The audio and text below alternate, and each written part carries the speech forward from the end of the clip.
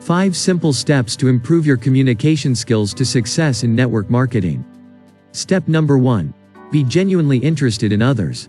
Everyone likes to talk about themselves and are more interested in themselves than what you have to say.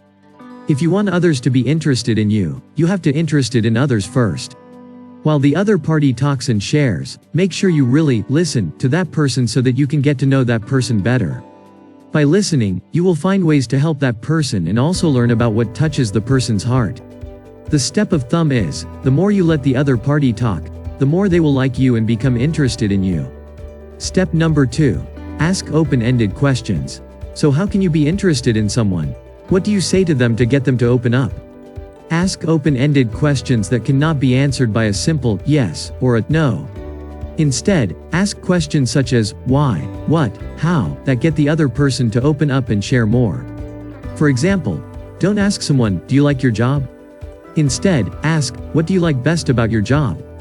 Another example, don't ask someone, do you have plans for Friday night? Because they may answer with just a yes or a no. Instead, ask, what plans do you have for Friday night? Even if they do not have plans, they cannot reply with a simple one-word answer. Step number 3. Use F.O.R.M as a guideline if you have trouble thinking of what to ask a person. Use this acronym to remind you of things that the other person may be interested to talk about. F. Family. O. Occupation. R. Recreation. M. Money. Remember to follow step number 2 and ask open-ended questions. For example, don't ask, is your baby doing okay? Instead, ask, your baby must be growing fast. What new things is he learning? Step number 4. Spicing up the conversation. If you just keep asking question after question, the conversation will become awkward very quickly. This becomes like an interrogation where you just fire off questions continuously. No matter how interested you are in the other person, if you just ask simple questions one after another, sooner or later, the person will get very tired and bored. So here is how you add value to the conversation. After the other person speaks, you can share something about yourself. The key to this is to keep it short, 2 to 3 sentences, and end with another question directed towards the prospect.